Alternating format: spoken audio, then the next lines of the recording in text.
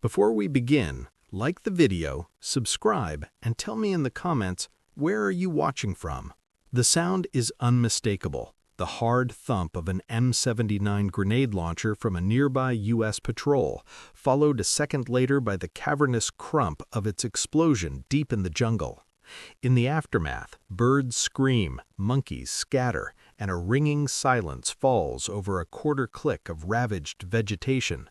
It is the sound of a problem solved by wholesale destruction. Now, rewind 30 seconds and pivot your attention 500 meters to the east. Here, a problem is being solved with silence. An Australian SAS patrol has located a Viet Cong sentry, a solitary silhouette against the moonlit trail. There is no thump, no crump. There is only the faintest foot of a suppressed Sterling submachine gun, a sound quieter than a book closing.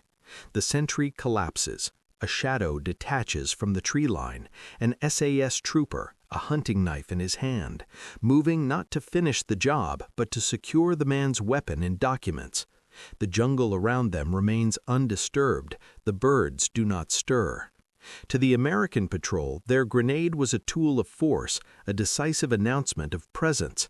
To the SAS, a grenade was what they called noisy paperwork, a blunt instrument that destroyed the very information they sought and screamed their coordinates to every enemy within a kilometer. This is the story of a radical choice at the heart of special operations, the rejection of explosive violence in favor of surgical silence. It's the story of how the Australian SAS, hunting in the world's most hostile jungle, decided that sometimes the most powerful weapon is the one that makes no sound at all. This divergence was a pure expression of contrasting doctrines. For the conventional American infantryman, the grenade, whether thrown or launched, was a fundamental tool. It was area denial. It was bunker busting. It was a way to clear a suspicious tree line or a hedgerow without exposing a man. It was physics applied to fear. The M79 Thumper was beloved because it put explosive power 150 meters away in an instant. This logic was flawless for a war of terrain and attrition, but the SAS was not fighting that war. Their mission was not to hold ground or inflict mass casualties. It was to gather intelligence and execute surgical strikes. For them, the grenade was antithetical to their entire purpose. Its explosion was a triple failure.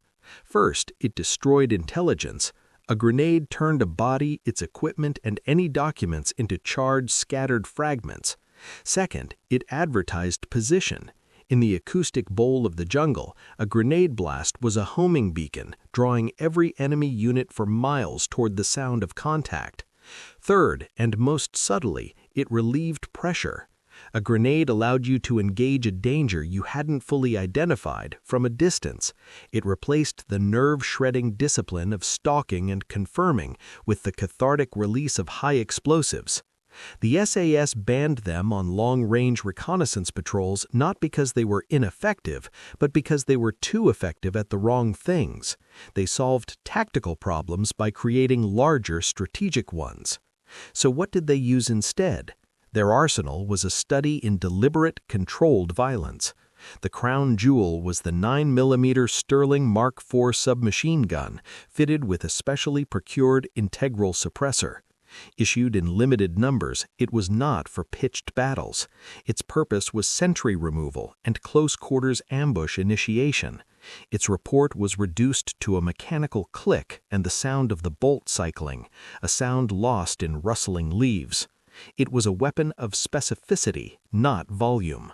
Alongside it was the hunting knife, not as a last-ditch weapon, but as a primary tool for the cutting out of sentries during deliberate, silent approaches. Its use required a level of stealth and nerve that grenades rendered obsolete. Finally, there was their most precision instrument, themselves. Their doctrine demanded that if you could not guarantee a silent, instant kill, you did not engage. You melted away. The weapon was patience. The safety was discipline. This toolkit reflected a mindset. Violence was a last resort, and when required, it was to be a minimal, local event. They weren't there to make statements. They were there to gather secrets and disappear. The absolute necessity of this silent approach was proven during Operation Hermit Park in the Maytao Secret Zone, 1968. A four-man SAS patrol, tasked with locating a suspected high-level VC command bunker, had infiltrated to within 200 meters of the complex. They were in a perfect observation post. Then, a five-man VC security patrol began moving directly toward their hide. The classic conventional solution would be to frag the approaching patrol and displace.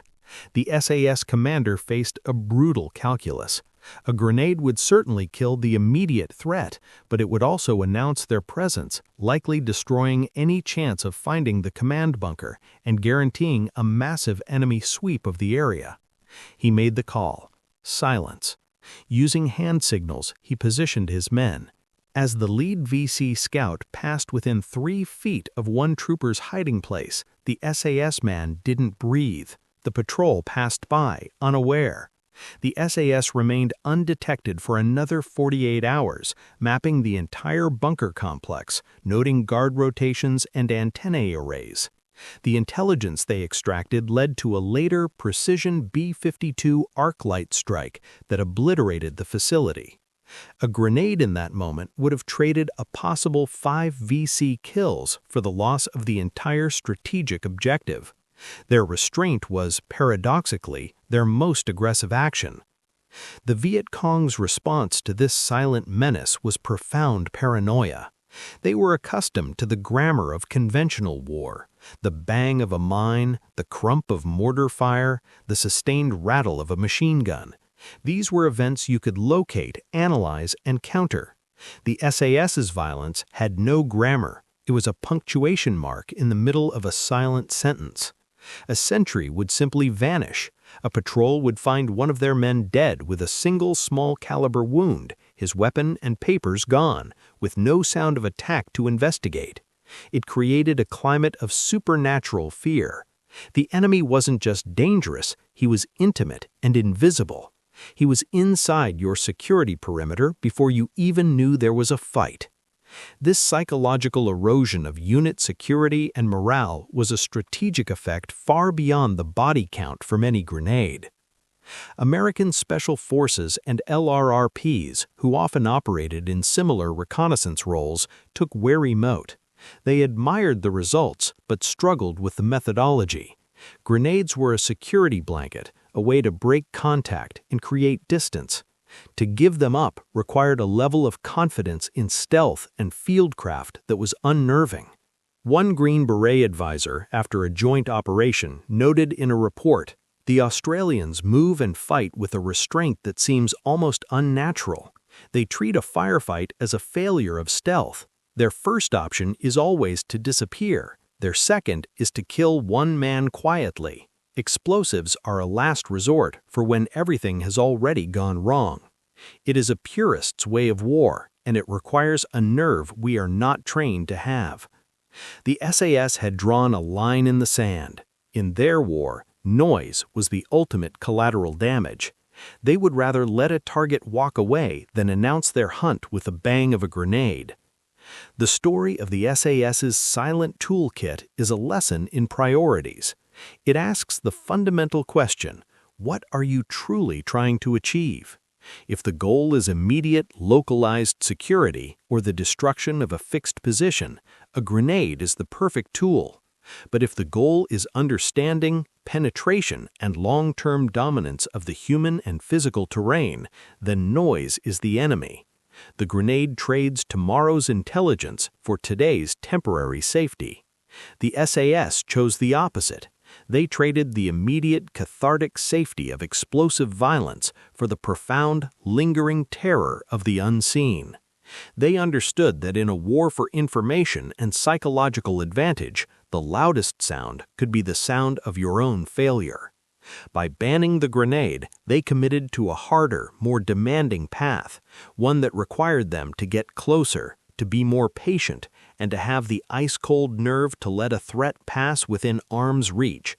They proved that sometimes the ultimate demonstration of power is not in the scale of the explosion, but in the ability to decide with utter precision that there will be no explosion at all.